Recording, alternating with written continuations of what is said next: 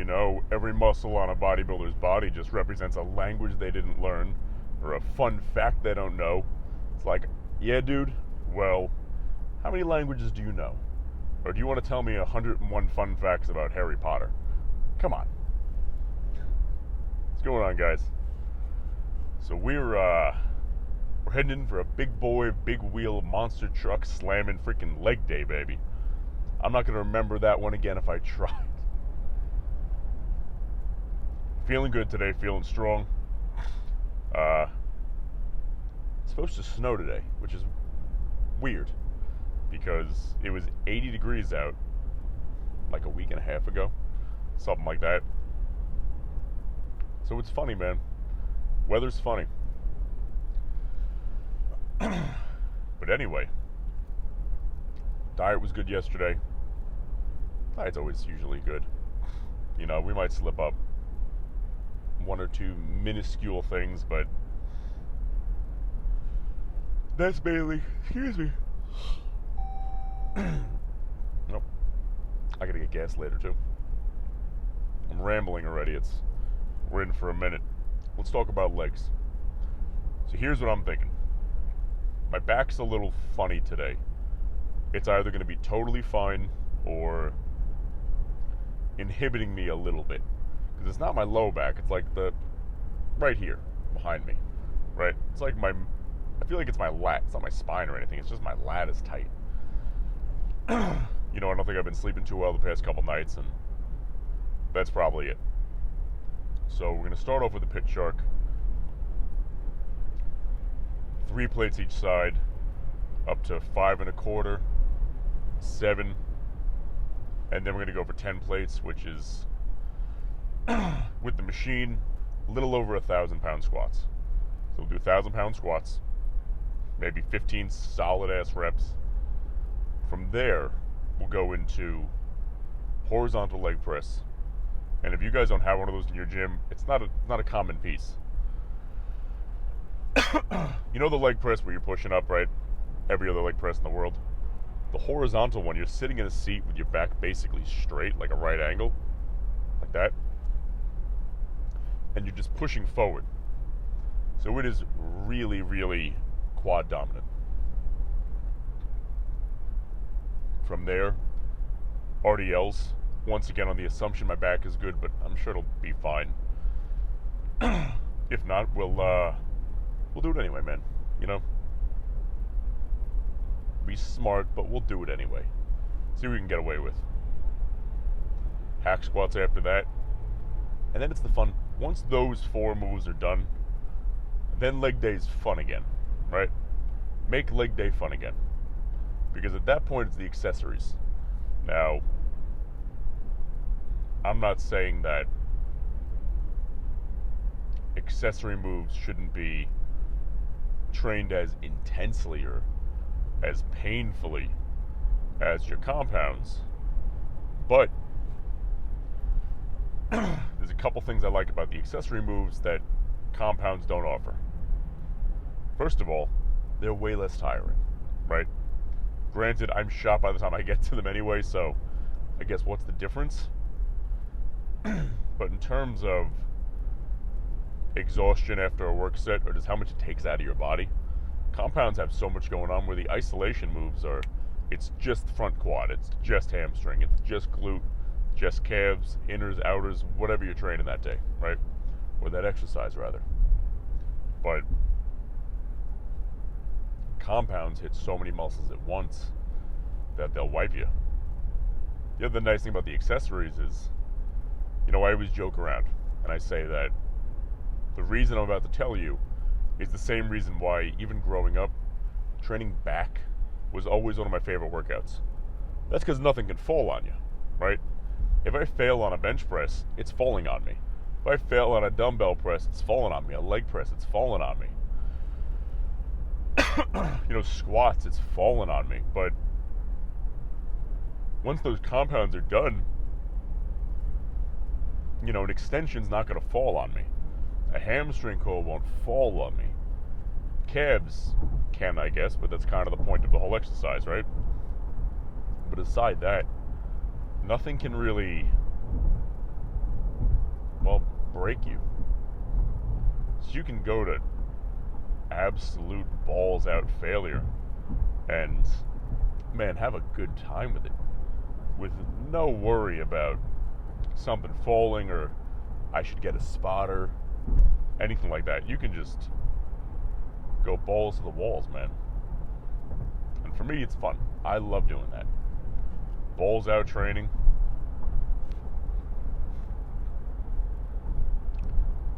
Oof, that car looked like it was definitely on fire. But balls out training, man, it's a good time. You know, if I'm able there to go in there and give it my all every single day, no matter what, that's what makes training fun for me. You know, I don't enjoy just lazily going through the motions. When I'm in the gym, I want to go in there and just obliterate it. No mercy, no stone unturned. Just raw power. Raw power, raw intensity, and just...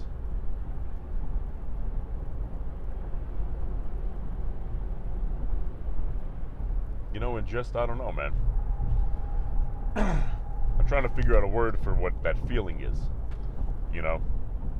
Because there's a feeling you get inside of you when you're training that intense every day, and it's the love, I want to say the love of success, but it's not quite that. It's the love of failure, really.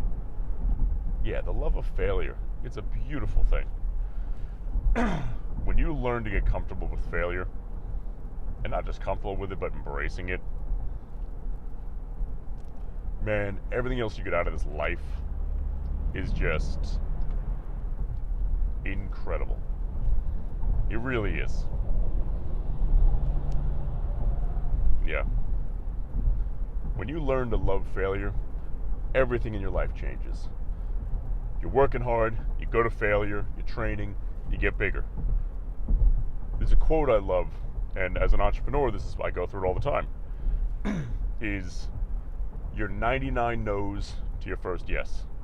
So wouldn't you be, so if you're trying to build a new business, right? No, nobody's interested.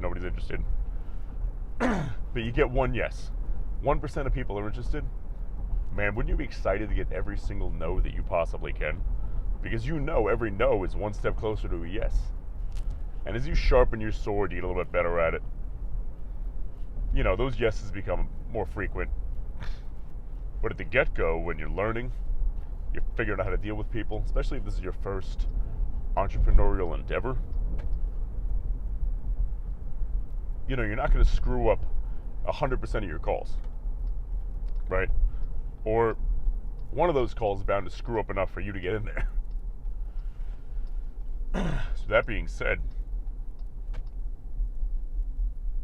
you got to be excited for those no's. You got to be excited to fail in the gym.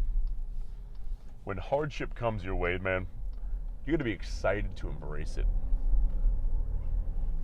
When you're excited about those things, when you get excited about all the bad things that happen to everybody else in the world, not excited that it's happening to them, but you get excitement out of the things that tears people down, you're unstoppable. You can't have a bad day. You see something bad happen in your day, what are you going to do? You learn from it, right? You freaking learn from it.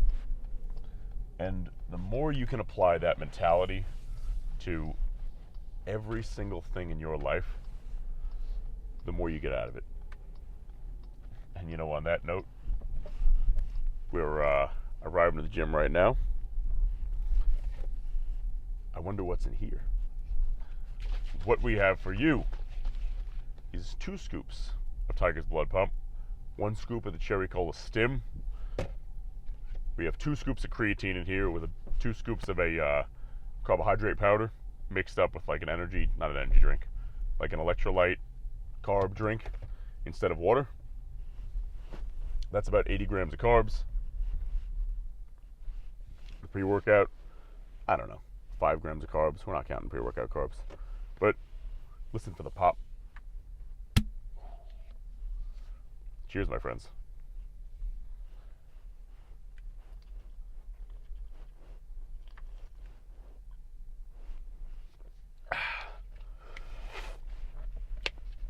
Alrighty. I'm going to find parking. And on that note, I'll see you inside. Let's freaking back into the spot real fast. Get it, baby.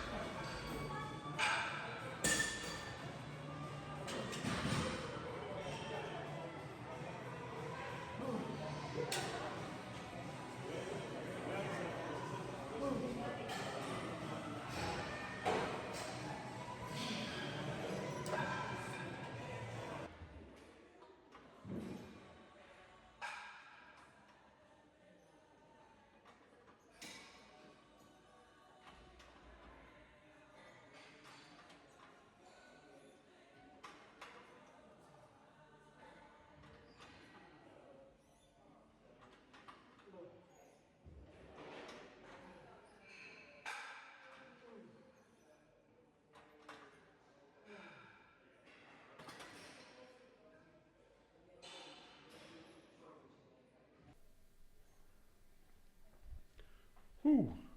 All right, so leg day's finished. I'm shot right now. We're 235.4, so up about quarter pound from yesterday. So if we keep going up a quarter pound every day, you know, I know it doesn't work that way. You know it doesn't work that way, but it adds up, man. Let's see what this leg pump looks like real quick. And take it from there. All right.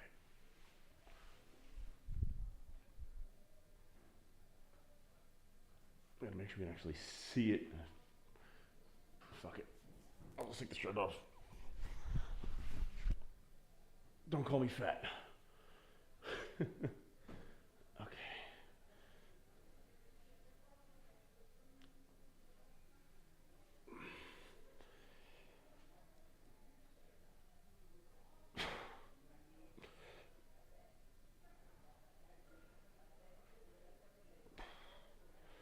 Whew.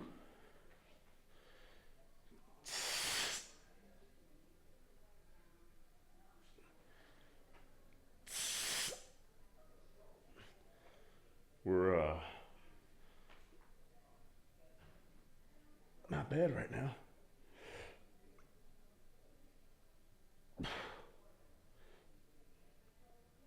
The glutes, they're starting to, you can see a little striation action happening. Good. Yeah. All right. It's just a quickie pose session today. Keeping me accountable, holding you guys accountable, because if I'm accountable, there's no reason you can't be too. So on that note, my friends, I'll see you tomorrow. Have a great freaking day. We're gonna blow up these boulder shoulders tomorrow, and I'll see you then.